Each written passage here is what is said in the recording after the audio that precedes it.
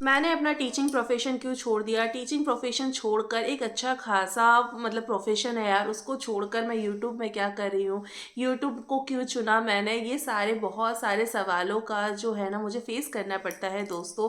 मैं जो live streaming करती हूँ, लाइव स्ट्रीमिंग में मैं अक्सर मुझसे यही सवाल पूछे जाते हैं कि आप अगर स्कूल में पढ़ाया करती थी, स्कूल टीचर हुआ करती थी, तो अभी आप यूट्यूब में क्या कर रहे हो? तो आज मैं अपने दोस्तों को अपना बताने वाली हूँ अपना थोड़ा-सा हिस्ट्री के बारे में या इस चीज़ के बारे में थोड़ा-सा डिटेल में मैं आज डिस्कस करने वाली हूँ इस वीडियो के माध्यम से, ताकि आप लोग भी जान लो कि मेरा लाइफ हिस्ट्री क्या रहा है और साथ ही में मैंने अपना टीचिंग प्रोफ़ेशन को क्विट क्यों किया गाइस। तो मैं एक जैसे मिडिल क्लास फैमिली में से आप में से बहुत कोई होंगे जो मिडिल क्लास फैमिली से बिलॉन्ग करते हो, तो मैं भी मिडिल क्लास फैमिली से ही बिलॉन्ग करती थी दोस्तों। और मेरी स्कूलिंग जो हुई थी वो हुई थी केंद्रीय विद्यालय से। केंद्रीय विद्यालय एक नाम किया हुआ बहुत बड़ा संगठन है, वहाँ से मेरी पढ़ाई हुई थी और वहाँ पे मैं बहुत अच्छी स्टूडेंट हुआ करती थी। ऐसा भी बोल सकते हो कि एजुकेशन मेरा एकेडमिक जो साइड था वो बहुत अच्छा था। स्पोर्ट्स में भी मैं अच्छी ही हुआ करती थी। ऐसा नहीं है कि स्पोर्ट्स में मैं एकदम बेकार थी, ऐसा भी नहीं है। स्पोर्ट्स में मैं अच्छा खासा ही खेल लेती थी।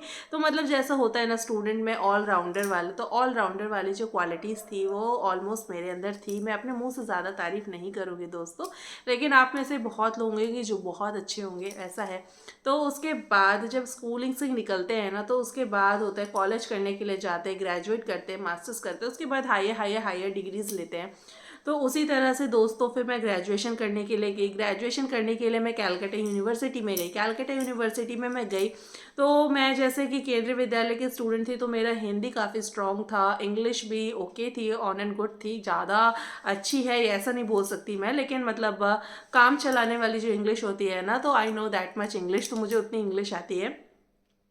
कॉलेज में गई तो वहाँ पे सब है ना, तो बंगला में कैलकाटा यूनिवर्सिटी था, तो बंगला में टीचर जो है ना ज़्यादा अटेंशन देते थे, तो अब मुझे समझ में नहीं आता था, मुझे बहुत मुश्किल होता था। और आई एम बंगाली गाइस, मुझे ये डाउट नहीं है, मैं भी एक बंगाली हूँ, लेकिन मुझे नहीं आता था। मुझे सिर्फ बंगाली जो होता था वो थोड़ा बहुत बोलना आता था, क्योंकि मेरे फादर जो थे डिफेंस में थे, तो जिस वजह से हम लोग पूरा इंडिया में इधर उधर कब कहाँ पोस्टिंग आ जाए, कब कहाँ जाना पड़ जाए, उसका कुछ अता पता नहीं रहता था। इस वजह से मतलब हिंदी हम लोग की ज़्यादा स्ट्रांग हुआ करती थी। और बंगाली कॉलेज में जब गई तो मुझे बहुत सारे प्रॉब्लम का फेस करना पड़ा। बंगाली में बहुत सारे टर्म्स और जो प्रोफेसर लोग पढ़ा रहे थे मुझे समझ में नहीं आया। तो वहाँ पे मेरे कुछ फ्रेंड्स लोग थे जिन्होंने मेरी बहुत मदद की, और जिससे मैंने बंगला अच्छे से बोलना सीख लिया। धीरे धीरे मुझे टर्म समझ में आने लगा। लेकिन जो मज़ा मुझे स्कूल में आता था, जो इंटरेस्ट, जो अटेंशन, जो केयर स्कूल में मिला मुझे टीचर से, वो चीज़ मुझे कॉलेज में नहीं मिली। और इस वजह से कॉलेज से है ना डिटैचमेंट हो गया मुझे। ग्रेजुएशन टाइम में मुझे डिटैचमेंट हो गया, और डिटैचमेंट होने की वजह से मैं उतना ज़्यादा कॉलेज जाना प्रेफर नहीं करने लगी। मुझे कॉलेज जाना अच्छा ही नहीं लगने लगा। और वहाँ पे वन ऑफ द प्रोफेसर, एक बार मुझे ऐसे किसी प्रोफेसर ने कह दिया कि यार तुम यहाँ पे क्या कर रहे हो, तुम पढ़ने वढ़ने के लिए क्यों आ रहे हो यार, जाओ अपना बॉयफ्रेंड वगैरह बनाओ, मूवी वगैरह देखो, यही तो एज है, ऐसा करके बोल दिया। तो मुझे ये बात बहुत ज़्यादा ख़राब लगी, क्योंकि मैं पढ़ने के लिए गई थी वहाँ पे यार, ऐसा नहीं है कि बॉयफ्रेंड वगैरह बनाने के लिए गई थी और बॉयफ्रेंड के साथ मूवी वगैरह देखने के लिए मैं गई थी, ऐसा नहीं था। मुझे ये बात बहुत ख़राब लगी और बहुत खटकने लगा। और जब ये बात मुझे बहुत बुरी लगी, खटकने लगी, तो फिर मैंने क्या किया यार, मैंने फिर पूरा एकदम पूरी तरह से डिटैच हो गई मतलब कॉलेज लाइफ से। फिर जब एग्ज़ाम्स होता था या फिर बहुत इंपॉर्टेंट क्लास होता था, तभी मैं सिर्फ ग्रेजुएशन टाइम में कॉलेज जाती थी। इसी तरह से ग्रेजुएशन किसी तरह से निकल गया।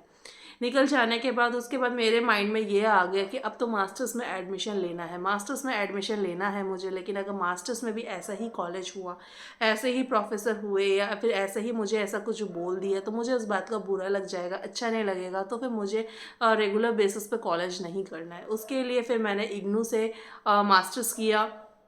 इग्नू से मास्टर्स किया, और मास्टर्स तो भी किया तो ऐसा किया यार, कहते हैं ना कि डिस्टेंस कॉलेजेस में अच्छी पढ़ाई नहीं होती है, लेकिन यार पूरी तरह से ये कॉन्सेप्ट गलत है। डिस्टेंस कॉलेज में अब अगर आप 2 दिन के लिए कॉलेज जाते हो ना, तो वहाँ के प्रोफेसर आपको एकदम अपने जैसे बेबीज़ होते हैं ना, बेबीज़ को जैसे इतना केयर से अटेंशन से पढ़ाया जाता है ना, तो मास्टर्स में वैसे टीचर्स, वैसे प्रोफेसर्स ने बहुत ही केयर से अटेंशन से पढ़ाया, एक एक टॉपिक, एक एक कॉन्सेप्ट अच्छे से समझाया। और फिर उसके बाद क्या ही कहना था, मास्टर्स में तो एकदम अच्छा छक्के चौके छुड़वा दिए मैंने, इतना अच्छा रिजल्ट हुआ। तो वहीं से मुझे एक वन ऑफ द प्रोफेसर ने मुझे रिकमेंड कर दिया कि एक नया स्कूल है तो फिर तुम जाके ट्राई कर सकती हो। कि आजकल तो स्कूल में जो हो गया है यार, बीएड होना डीएड होना ये मैंडेटरी चीज़ हो गई है। तो उस टाइम भी मेरे टाइम में भी मैं भी ज़्यादा पुराने जनरेशन की नहीं हूँ यार, इसी जनरेशन की हूँ मैं भी। तो दोस्तों तो फिर बीएड मेरे टाइम भी मैंडेटरी हो गया था, लेकिन कुछ स्कूल्स थे जहाँ पे होता था मिनिमम सैलरी दी जाती थी, एक बेसिक सैलरी दी जाती थी और हायर किया जाता था टीचर्स को। तो मेरा रिजल्ट अच्छा था मास्टर्स में, तो मुझे रिकमेंड किया उन प्रोफेसर ने। तो फिर मैं वहाँ पे गई और स्कूल में मेरा सिलेक्शन हो गया एज अ टीचर। सिलेक्शन हो जाने के बाद मैं वहाँ पे पढ़ाती रही कंटिन्यू, और मुझे काफ़ी अच्छा भी लगा कि मैं अपनी टीचिंग लाइफ को बहुत ज़्यादा इंजॉय कर रही थी बच्चों के साथ। मतलब एक बहुत ही ज़्यादा एक प्यारा सा सुनहरा सा अटैचमेंट हो गया था। लेकिन फिर धीरे धीरे सर्कुलर जो होने लगा ना, वो थोड़ा सा टाइट होने लगा। मतलब बहुत अच्छे से मतलब पेपर्स वगैरह चेक होने लगा कि किस टीचर का बीएड है, कौन एलिजिबल है नहीं है। तो मैंने सोचा कि ठीक है, टीचिंग जॉब तो है मेरे पास, तो टीचिंग जॉब के साथ साथ मुझे बीएड भी कर लेना चाहिए। तो फिर मैंने बीएड के लिए अप्लाई कर दिया, बीएड के लिए अप्लाई किया दोस्तों। और इतना ही ख़राब किस्मत था ना, 2020 आ गया। और 2020 किस चीज़ के लिए फेमस है यार, वो सबको पता है, वो है यार कोविड के लिए फेमस।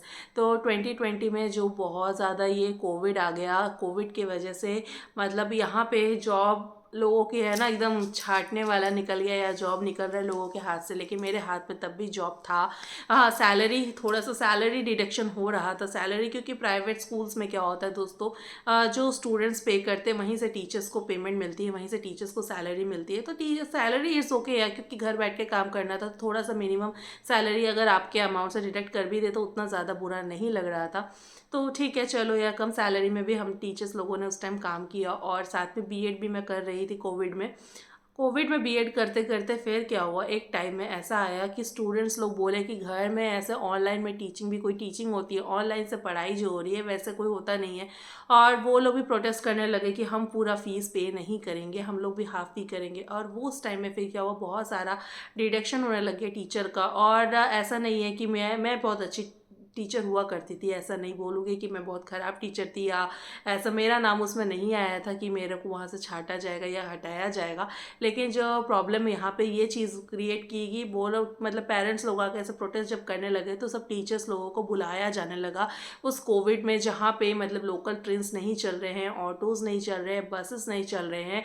और अगर चल भी रहा है तो आपको मतलब बुकिंग करके जाना होगा, बहुत हाईएस्ट फेयर पे करना होगा उनको, तभी आप अपने डेस्टिनेशन में पहुंच सकते हो। तो वो ये एक नॉर्मल मिडिल क्लास के लिए, जिसकी सैलरी भी उतनी ज़्यादा ना हो, वो यार इतना अमाउंट डेली पे करके उस स्कूल तक जाए वापस आए, इज़ नॉट पॉसिबल, और वो भी कोविड के टाइम में। तो गाइस पॉसिबल नहीं हो रहा था। और उस टाइम में मेरी मम्मी काफ़ी ज़्यादा डर गई थी, काफ़ी ज़्यादा बोले कि कोविड में यार बेटी है, बेटी को मैं अगर कोविड में छोड़ दूंगी, अगर उसको कुछ कोविड हो जाता है तो फिर यार क्या होगा, फैमिली में क्राइसिस हो जाएंगे, इस तरह का चीज़ें बहुत सारे आने लगे। तो मम्मी ने बोला कि यार नहीं, तुम रिज़ाइन कर दो अपने टीचिंग जॉब से। मुझे बोला कि तुम रिज़ाइन कर दो। तो मैंने कहा कि मम्मी जॉब तो बहुत मुश्किल से मिलती है लोगों को, फिर रिज़ाइन कर दो तो ये सही नहीं होगा ना। तो मम्मी ने बोला कि नहीं, मैं बोल रही हूँ ना, जो लोग अच्छा पढ़ाते हैं, अभी तो फिर डिग्री ले भी रही हो बीएड का, तो फिर तुमको और भी अच्छा अपॉर्चुनिटी मिल जाएगा, तुम अभी रिज़ाइन कर दो। तो ओके, तो उस टाइम फिर मैंने रिज़ाइन कर दिया, स्कूल जॉब को मैंने रिज़ाइन कर दिया। रिज़ाइन करने के बाद फिर बीएड करते करते फिर कोविड थोड़ा सा नॉर्मलाइज हुआ, फिर बीएड कंप्लीट हुआ, तो इंटर्नशिप वगैरह के लिए फिर भेजना जाने लगा। तो इंटर्नशिप में मैं अच्छा खासा काफ़ी अच्छा परफॉर्मेंस कर रही थी। और इंटर्नशिप करते करते फिर मेरी मुलाकात हो गई थी मेरे हस्बैंड से, कोविड के टाइम ही तो मेरी मुलाकात हो गई थी मेरे हस्बैंड से, जो आज के डेट में मेरे हस्बैंड है। तो सोशल मीडिया के माध्यम से हम लोग मिले, वहाँ पे चैटिंग वगैरह हुआ, और ऐसा बोल सकते हो कि लव एट फर्स्ट साइट जैसा था। तो फर्स्ट डे में ही हम लोग रात 3 बजे तक चैटिंग किए, रात 3 बजे तक चैटिंग करते करते, और उसी दिन उन्होंने फिर कमिटमेंट कर दिया, मुझे कमिटमेंट दे दिया, यार शादी करनी है तो तुमसे करनी है। तो ऐसा वाला कुछ सीन हो गया लाइफ में। मैंने थोड़ा सा टाइम लिया, बट फिर चलो यार, फिर सब कुछ हो गया। तो मैंने अपनी लव स्टोरी वाला भी वीडियो डाला हुआ है, जिन्होंने नहीं देखा यार जाके ज़रूर देखना, मेरी लव स्टोरी वाला कहानी भी। फिर उसके बाद फिर ठीक है, तो उसके बाद फिर सब कुछ फाइनल वगैरह हुआ, यहाँ पे शादी का डेट वगैरह निकाल रहे हैं, पेरेंट्स फिक्स वगैरह कर रहे हैं। और यहाँ पे मेरा बीएड जो है, बीएड चल रहा है, बीएड में इंटर्नशिप वो काफ़ी इंजॉय कर रही थी। फिर से स्कूल मिल गया मुझे पढ़ाने के लिए और मैं जा रही हूँ, फिर से वही एटमॉस्फेयर मिल गया, सब कुछ मिल गया। तो वहाँ के जो हेड ऑफ़ द मास्टर्स होते हैं ना, हेड मास्टर्स जिसे बोलते हैं या हेड ऑफ़ द स्कूल जिसे बोलते हैं, तो उन्होंने को मेरा टीचिंग स्टाइल बहुत अच्छा लगा। तो उन्होंने मुझे बोला कि आप क्या हमारे स्कूल में कंटिन्यू करना चाहेंगी जॉब? मैं तो मतलब बहुत खुश हो गई कि यार ये मुझे ये अपॉर्चुनिटी मिला। लेकिन गाइज़ मेरा बैड लक इतना है कि जिस दिन मुझे ये अपॉर्चुनिटी मिला उसके 2 दिन बाद मेरी शादी है। तो मैंने सर को बोला कि मेरी 2 दिन बाद शादी है, तो फिर मैं कैसे ये जॉब को एक्सेप्ट कर सकती हूँ, मैं कैसे ये जॉब को कर सकती हूँ? तो फिर क्या हुआ, तो उन्होंने बोला कोई बात नहीं, आप शादी करके आ जाओ यार, 1 महीने का भी टाइम चाहिए आप लेकर आ जाओ, लेकिन स्कूल को ज्वाइन करो। तो मैंने कहा नहीं सर, मैं तो शायद नहीं कर पाऊँगी इस स्कूल में कंटिन्यू, क्योंकि मेरी शादी के बाद मुझे झारखंड जाना होगा, क्योंकि मेरे हस्बैंड जो है वो झारखंड में पोस्टेड है, तो I have to stay there, तो मुझे वहीं जाके रहना पड़ेगा। तो कहानी ये हुई। तो उसके बाद फिर शादी के मतलब शादी हो गई, फिर शादी हो जाने के बाद फिर हस्बैंड ने जैसा कहा था, फिर मेरे को झारखंड लेकर चले गए। झारखंड रांची में हम लोग रहने लगे। रांची में भी स्कूल्स थे। तो एक क्या होता है ना, अगर आप मिडिल में जाते हो, शादी मेरी अप्रैल लास्ट में हुई थी और मई फर्स्ट वीक में वो लेके चले गए थे। तो मैंने वहाँ पे बहुत सारे स्कूल में अप्लाई किया था, लेकिन मुझे ये कह के डिले कर दिया गया कि नहीं, आपको नेक्स्ट ईयर का वेट करना पड़ेगा। नेक्स्ट ईयर जब नया एकेडमिक सेशन शुरू होगा, तो नए एकेडमिक सेशन में आपको हम बुलाएंगे। तो ठीक है, मैंने कहा चलो ठीक है, कोई बात नहीं, नई नई शादी भी तो अभी इतना भी जल्दी नहीं है, तो थोड़ा घूमना फिरना जो रहता है हस्बैंड वाइफ, तो हम लोग थोड़ा सा एक्सप्लोर करते हैं। तो हम लोग मतलब वही है जैसे कि हनीमून वगैरह, तो हम लोग भी वैसे घूमने वगैरह लगे थे। ठीक है, मैं अपनी मैरिड लाइफ इंजॉय कर रही थी। तो नया जब एकेडमिक सेशन आने लगा, तो उस टाइम फिर मैंने अप्लाई किया एंड मेरा सिलेक्शन हो गया। मेरा सिलेक्शन अगेन हो गया और अगेन होते ही अब मेरा फिर अगेन बैड लक, जैसे ही मेरा सिलेक्शन हुआ मुझे खबर मिलती है और उसके बाद उसी टाइम मेरे हस्बैंड का ट्रांसफ़र लिस्ट निकल जाता है। कि पता चलता है कि मेरे हस्बैंड का पोस्टिंग आने वाला है असम। तो उनका, मेरे हस्बैंड का पोस्टिंग हो गया असम। तो उस वजह से फिर मैंने स्कूल में फिर मना किया कि नहीं, मैं नहीं हो पाएगा, मैं नहीं कर पाऊँगी, क्योंकि मेरे हस्बैंड का ट्रांसफ़र निकल गया है, मुझे अब असम जाना पड़ेगा। फिर असम आई, वही बात हो गया, फिर वहाँ पे मैंने मना कर दिया और असम आते आते हो गया अगस्त। अगस्त में आई, फिर असम में ट्राई किया, फिर वही यार नेक्स्ट ईयर का ट्राई, नेक्स्ट ईयर के लिए आप वेट करो। फिर मुझे वेट करना पड़ा। चलो कोई बात नहीं, असम में आई तो फिर ना बहुत सारा जगह है, नॉर्थ ईस्ट में बहुत सारा जगह एक्सप्लोर करने के लिए। तो मैंने एक्सप्लोर करना शुरू किया जगह, फिर एंगेज रहना शुरू किया, पेंटिंग्स वगैरह करना शुरू किया, बहुत सारी नई ऐसी चीज़ें, एक्टिविटीज़ है जो घर में बैठ के मैंने करना शुरू किया। वेस्ट मटेरियल से बहुत सारी चीज़ें बनाने शुरू की। इस तरह से मैं अपने आप को एंगेज रखने लग गई दोस्तों। तो ये भी चीज़ हो गई। अब ये चीज़ हो जाने के बाद भी यार, उम्मीद है यार बोर नहीं कर रही हूँ मैं आप लोगों को, मैं अपनी हिस्ट्री बता रही हूँ अपनी वाईटी फैमिली को यार। तो यार बस पता करना कि मैंने अपना स्कूल टीचिंग जॉब प्रोफेशन क्यों छोड़ा, फिर मैं यूट्यूब में क्यों शिफ्ट हुई। तो ऐसा क्वेश्चन आप लोग का रहता है ना, जस्ट इसी का आंसर दे रही हूँ मैं ये स्टोरी बताकर आप लोग को, यार मेरे लाइफ की स्टोरी।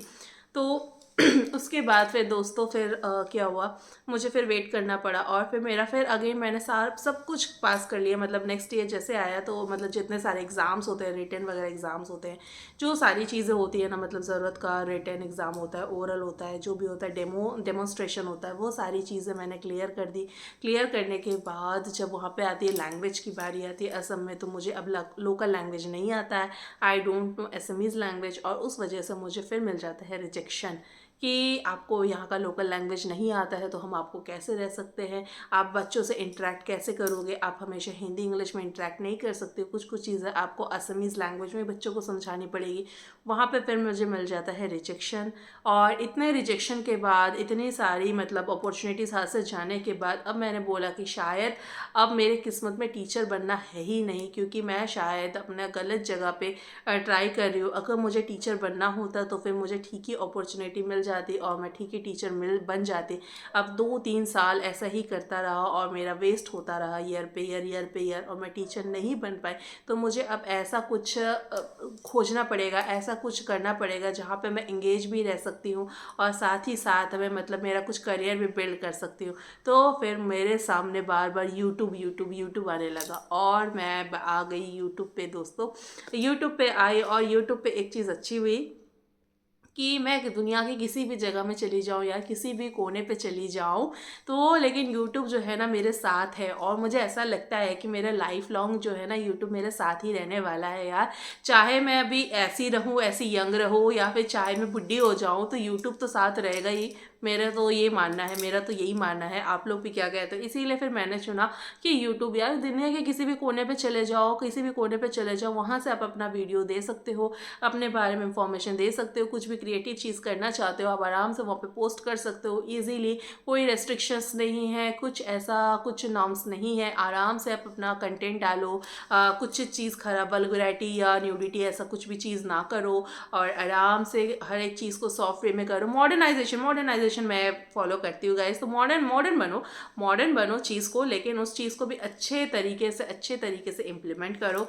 इस तरह से कर सकते हो, इस तरह से मेरा ये मानना है। प्लस तो कल्चर तो अपना इंडियन कल्चर तो है ही है, सब चीज़ को साथ में लेके चलना है और वो चीज़ वो प्लेटफॉर्म मुझे यूट्यूब प्रोवाइड करता है। इसीलिए मुझे ऐसा लगा कि मुझे अब ये टीचिंग जॉब को है साइड कर देना चाहिए, क्विट कर देना चाहिए, क्योंकि इतने ट्राई कर लिए, इतना सब कुछ कर लिया, उसके बाद भी ये सारी प्रॉब्लम्स ख़त्म नहीं हुई। टीचिंग जॉब मुझे नहीं मिला, गेन नहीं कर पाई मैं ये, लेकिन यूट्यूब पे मैं अच्छा सा अपना प्लेटफॉर्म है, यही इतना बढ़िया प्लेटफॉर्म है, यहाँ पे मैं अपना दिल खोल के काम कर सकती हूँ गाइस। तो यही है एक लंबी स्टोरी, यही है एक प्यारी सी बात जिसको मैं आप लोगों से बताना चाहती हूँ। लाइव स्ट्रीमिंग में अक्सर आप मुझसे पूछते हो कि आपने टीचिंग जॉब छोड़कर यूट्यूब क्यों चुना, जहाँ पे 1000 सब्सक्राइबर चाहिए, 4000 घंटे का वॉच टाइम चाहिए, मोनेटाइजेशन के लिए $100 होना चाहिए, इतना सारा क्राइटेरिया है। फिर आपने यूट्यूब, अरे क्राइटेरिया ज़रूर है, उधर भी था, स्कूल के लिए भी था क्राइटेरिया और इधर भी क्राइटेरिया ज़रूर है, लेकिन इंसान को इंगेज रखने का, इंसान को अपने करियर में कुछ अच्छा करने का, कुछ अच्छा अपॉर्चुनिटी जो प्रोवाइड कर रहा है वो यूट्यूब कर रहा है आज के डेट में गाइस। तो इसीलिए मैं बोलूँगी कि अगर आप लोग भी घर में ऐसे फ्री हो, अगर आपके दिमाग में भी कुछ अच्छा कंटेंट है, कुछ अच्छी चीज़ें आप शेयर करना चाहते हो, तो प्लीज़ आप लोग भी यूट्यूब ज्वाइन कर सकते हो। और मेरी तरह से करियर में ऐसे कुछ रोड़े जो पढ़ते हैं ना, वैसे आप लोगों को भी पढ़ रहे हैं, तो यार सबसे बेस्ट प्लेटफॉर्म यूट्यूब है, तो आप लोग यूट्यूब पे आ सकते हो गाइज। उम्मीद है मेरी स्टोरी सुन के आप लोग काफ़ी हद तक इंस्पायर हुए होंगे। अगर आप लोग काफ़ी हद तक इंस्पायर हुए हो मेरी ये स्टोरी से, तो लाइक करना, चैनल को शेयर करना, सब्सक्राइब करना और बन जाना इस प्यारी सी शांतिनी घुमक्कर लड़की चैनल और मेरी फैमिली का हिस्सा guys. Love you all, take care, bye bye.